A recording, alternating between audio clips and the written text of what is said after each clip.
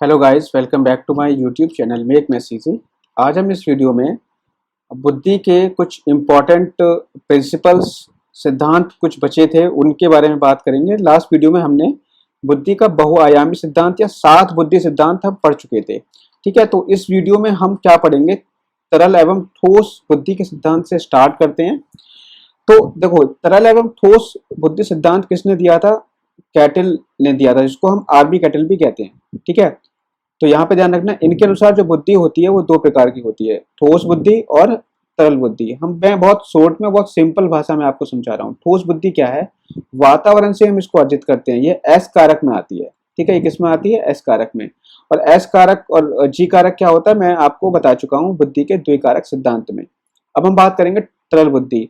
तरल बुद्धि क्या होती है? आनुवांशिक रूप से ये हमें प्राप्त होती है। ठीक है, ये किसके अंतर्गत आती है? जी के कारक के अंतर्गत आती है। मतलब क्या हुआ? अब देखो, थोड़ा सा मैं एक एग्जाम्पल लेके के आपको समझा देता हूँ ठोस बुद्धि और तरल बुद्धि का मतलब क्या होता है। हम बात कर लेते हैं सबसे पहले ठोस बुद्धि की। ठोस बुद्धि क्या होती है? जब हम अपने पूर्व अनुभवों, विशिष्ट समस्याओं के समाधान से प्राप्त अनुभव तथा अर्जित ज्ञान के बल पर बुद्धि का प्रयोग करते हैं, तो वो ठोस बुद्धि कहलाती है। जैसे फॉर एग्जाम्पल, अगर हम मान लो वर्तमान समस्याओं को हल करने के लिए जो भी हम पूर्व के ज्ञान का प्रयोग कर रहे हैं, तो वो ठोस बुद्धि के अंतर्गत आता है। जैसे मैंने आपको क्या बताया था कि अगर आप कोई भी काम कर रहे थे, पहले की बात है, अगर कोई भी काम कर रहे हैं, उस काम को करने में आप फेल हो गए, तो आपने क्या किया? उस काम को आप पता करोगे कि आप उस काम में फेल क्यों हुए हो। ठीक है, आप ये पता करने की कोशिश करोगे। तो आपका ये जो आपने पता किया था कि मैं इस काम में फेल क्यों हुआ हूँ, ये आपके आगे आने वाले फ्यूचर में जब कभी समस्या आएगी तो वो काम आएगा, क्योंकि आप उस गलती को बार बार रिपीट नहीं करोगे। ठीक है, मैंने यहाँ पे एग्जाम्पल दिया था कि जैसे मान लो कि आप जो है, आपकी अगर साइकिल खराब हो जाती है, तो साइकिल जब एक बार आपकी खराब हुई तो आपको ये पता नहीं पड़ा कि साइकिल हमारी क्यों खराब हुई है। ठीक है, तो आप क्या गए? आप गए साइकिल सही करने वाले के पास में, आप देखते रहे कि उसने किस तरीके से साइकिल सही की, और आपको पता लग गया कि हाँ यार, इसमें ये साइकिल इस तरीके से सही करी थी उसने। तो आप क्या करोगे? जब भी आपकी आगे साइकिल खराब होगी, तो वहां पर आप क्या करोगे? उस साइकिल को अपने आप सही कर लोगे। तो मतलब आप वर्तमान में आने वाली समस्याओं का पूर्व में आपने जो भी अनुभव लिया था, उससे आप उस समस्याओं को सॉल्व कर रहे हो। तो ये आपकी होती है ठोस बुद्धि। अब हम बात करें तरल बुद्धि के बारे में। तो तरल बुद्धि का मतलब क्या होता है? व्यक्ति में सोचने और तर्क करने के जो जन्मजाति और वंशानुगत क्षमता होती है, वो आपकी तरल बुद्धि में आती है। मतलब आपके अंदर जो आपको बचपन से सोचने की जो क्षमता मिली है, वो आपकी कहाँ से आ जाती है? तरल बुद्धि के अंतर्गत आ जाती है। ये आपको ध्यान रखना है। समझ गए ना?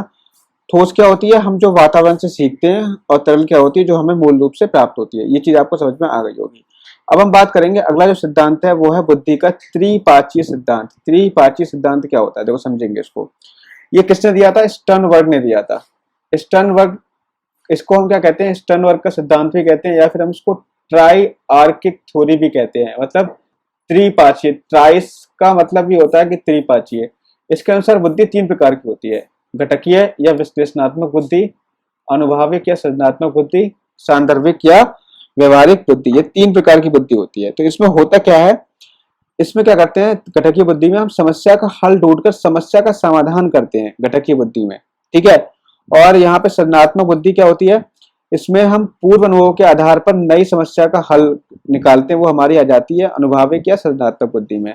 सांदर्भिक, और अगर हम सांदर्भिक और व्यवहारिक बुद्धि के बारे में बात करें, तो इसमें क्या होता है? इसके द्वारा व्यक्ति अपने दिन प्रतिदिन के जीवन में आने वाली पर्यावरणीय मांगों से निपटता है।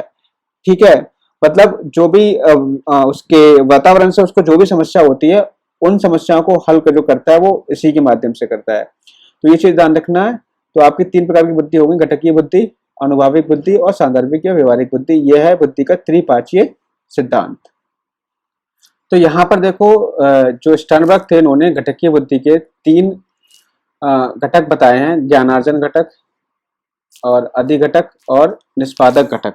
तो यहाँ पर क्या है? यहाँ पर इन तीनों घटकों के बारे में हम पढ़ेंगे। तो पहला है ज्ञानार्जन घटक। ज्ञानार्जन घटक में क्या होता है? समस्या की सूचना इसमें प्राप्त करते हैं। ठीक है, फिर एक होता है आपका अधिघटक, या इसको उच्च घटक भी कहते हैं।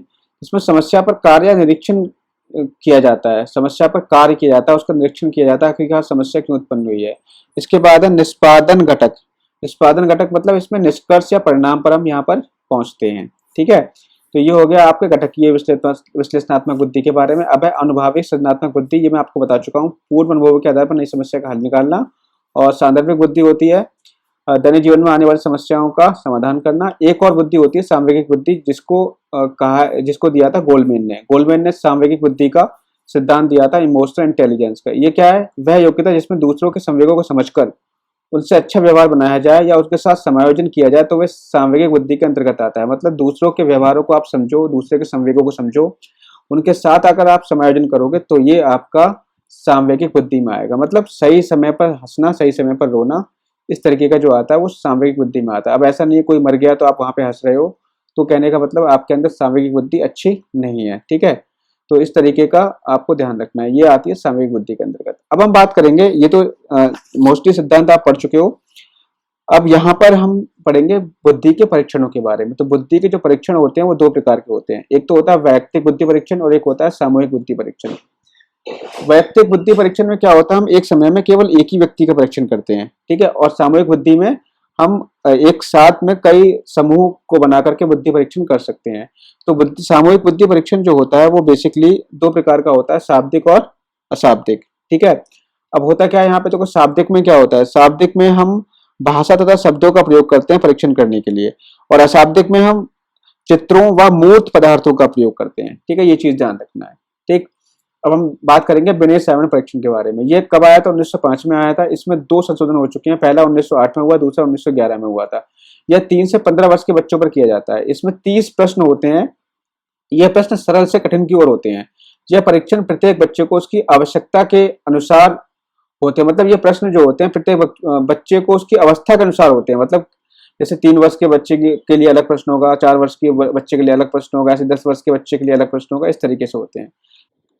हाँ, तो देखो अगला हमारा है स्टैनफोर्ड बिने परीक्षण। स्टैनफोर्ड बिने परीक्षण, इसका नाम क्यों पड़ा? देखो क्योंकि ये जो है यहाँ पर होता क्या था, स्टैनफोर्ड विश्वविद्यालय में टर्मन ने इसका अध्ययन किया था। तो स्टैनफोर्ड विश्वविद्यालय में करने के कारण इसका नाम क्या पड़ गया? स्टैनफोर्ड बिने परीक्षण पड़ गया।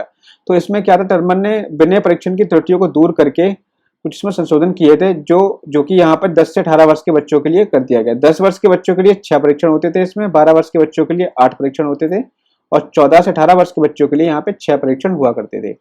सामूहिक बुद्धि परीक्षण क्या है? देखो सामूहिक बुद्धि परीक्षण में हम क्या करते हैं, ये दो प्रकार का मैंने बताया था, शाब्दिक और अशाब्दिक बुद्धि परीक्षण। शाब्दिक में क्या आता है, आर्मी अल्फा परीक्षण जो आता है वो शाब्दिक में आता है, और एक तरीके से सेना सामान्य वर्गीकरण परीक्षण भी किसमें आता है? शाब्दिक सामूहिक परीक्षण में आता है। अशाब्दिक सामूहिक परीक्षण में क्या है, आर्मी बीटा परीक्षण, जो कि फर्स्ट वर्ल्ड वॉर के अंतर्गत किया गया था, और यहाँ पे आता है रेवेंस प्रोग्रेसिव मैट्रिसेस परीक्षण।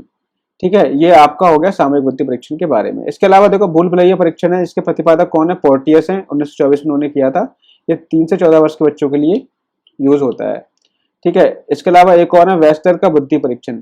ये जो है बुद्धि से संबंधित है, ये तो खैर सॉरी यहाँ पर है वेस्लर का परीक्षण। ठीक है, तो ध्यान रखना वेस्लर का नाम आ जाए तो ये बुद्धि से समझ लेना इनको।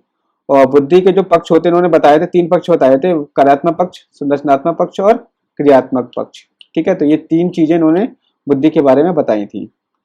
तो कार्यात्मक पक्ष क्या होता है? कार्यात्मक पक्ष में के अंतर्गत हम एक बुद्धि का वह भाग होता है जो किसी भी समस्या को सॉल्व करने का प्रयत्न करता है, सॉल्व करने के लिए कार्य करता है। संरचनात्मक पक्ष में क्या होता है? बुद्धि का वह भाग जो किसी भी समस्या की संरचना, मतलब वो समस्या क्यों उत्पन्न हुई है, कैसे इसको सॉल्व किया जाएगा, उस पर कार्य करेगा। एक होता है क्रियात्मक पक्ष, और समस्या को हल करने के लिए कौन कौन से कार्य आपको करने होंगे उसके बारे में ये बताता है। तो ये चीज आपको ध्यान रखनी है। ठीक है, अब यहाँ पर अगला जो आपका मिलेगा पियाजे का संज्ञानात्मक विकास, ये हम पढ़ेंगे। ठीक है, इसमें जो बुद्धि यहाँ पर खत्म हो जाती है, बुद्धि यहाँ पर खत्म हो जाती है। तो आज के वीडियो में सिर्फ हम इतना ही रखते हैं। तो अगले वीडियो में हम पढ़ेंगे पियाजे का संज्ञानात्मक विकास, बहुत ही इंपॉर्टेंट है, और ये आपका सीटेट हो या यूपीटेट हो या केवीएस DSSB कुछ भी हो, सभी में इससे प्रश्न पूछा जाता है। तो ये चीज ध्यान रखनी है। अगर आपको वीडियो अच्छा लगा हो तो लाइक और सब्सक्राइब जरूर कर दीजिएगा। मिलते हैं नेक्स्ट वीडियो में। Thank you, have a nice day.